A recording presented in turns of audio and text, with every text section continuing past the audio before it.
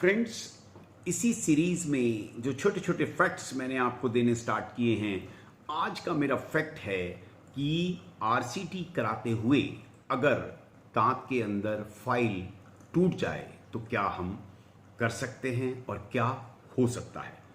दूसरा प्रश्न, क्या अगर हम किसी गलती से ही किसी भी वजह से अगर वो फाइल टूट गई है तो क्या हम उस दांत को निकलवा दें। तीसरा प्रश्न कि क्या वो फाइल जो अंदर कैनाल के अंदर ब्रेक कर गई है रिट्रीव हो सकती है या निकाली जा सकती है या बाईपास की जा सकती है। और अगर अंत में कुछ भी ना हो, अगर वो फाइल दांत के अंदर ही पड़ी रह जाए तो क्या उसका नुकसान हो सकता है।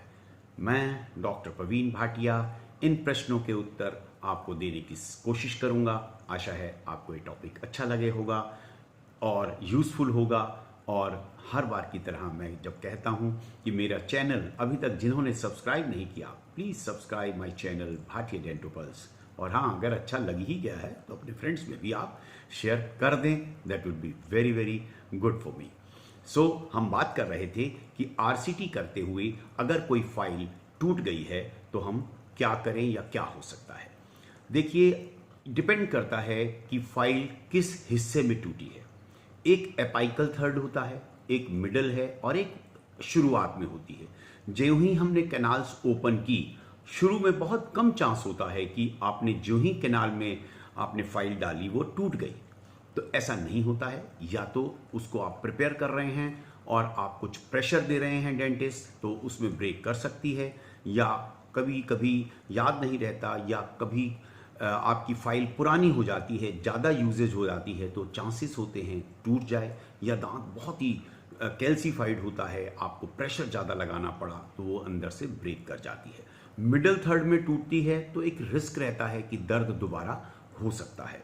एपाइकल थर्ड में बिल्कुल कॉर्नर में जहाँ टूट जाती है तो ऐसा कोई रिस्क नहीं होता है, और उसको दर्द खत्म हो जाए तो उसके बाद वो पड़ी भी रहे तो कोई नुकसान नहीं करती है। कितने मिलीमीटर्स टूटी है ये बहुत डिपेंड करता है, और इन्फेक्शन जहाँ था उसके बाद वो कहाँ टूटी है। जैसे अब पोस्टीरियर्स में ही ज़्यादा चांस होते हैं मोलर्स में, तो मोलर्स में डिस्टल कैनाल वहाँ पर एक ही कैनाल्स रहती है और वो वाइड होती है, कम चांसेस होते हैं।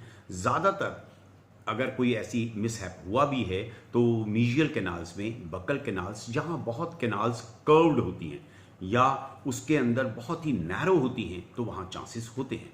तो वहाँ अगर टूटी है तो बाईपास हम कर सकते हैं या नहीं, इसके ऊपर डिपेंड करता है। दूसरा है कि क्या हम दांत निकलवा दें। नहीं फ्रेंड्स, ऐसा नहीं है कि हर दांत को जो भी कहीं कैनाल में अगर फाइल टूट गई है तो आप निकलवा दें, ऐसा नहीं है। कोशिश की जाती है उसको रिट्रीव करने की या निकालने की। स्पेशल इंस्ट्रूमेंट्स आते हैं उसके लिए, रिट्रीव के लिए, और एक सक्षम एंडोडोंटिस्ट ये काम बहुत बखूबी कर लेते हैं।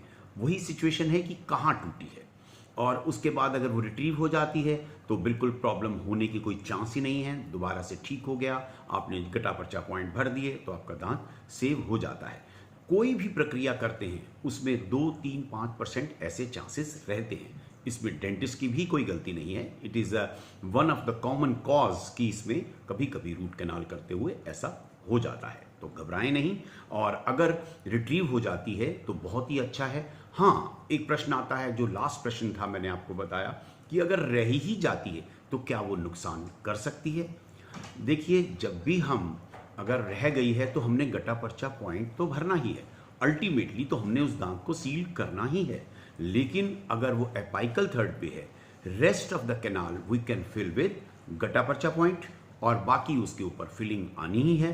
तो वो दांत में अगर कोई सिम्टम्स नहीं है, कोई स्वेलिंग नहीं है, कोई पेन नहीं है, तो आप उसको कंटिन्यू कर सकते हैं। कोई भी नुकसान उसमें होने वाला नहीं है। बाकी जो दोनों कैनाल्स हैं उसको अच्छे से प्रिपेयर कर लें, और प्रिपेयर करके जैसे एक सिस्टमेटिकली दांत को भरा जाता है, जीपी पॉइंट डाले जाते हैं, और उसके बाद उसकी फिलिंग करा लें। फिलिंग के कुछ दिन के बाद जहां अगर ऐसी कैनाल टूटने की नौबत आ ही गई है तो इसको कुछ दिन ऑब्जर्व करने के बाद पेन बिल्कुल खत्म हो गया है तभी कैप लगाएं, तो कैप लगवा लें ठीक हो जाएगा, आप खाना शुरू कर देंगे और इसमें घबराने वाली कोई बात ही नहीं है।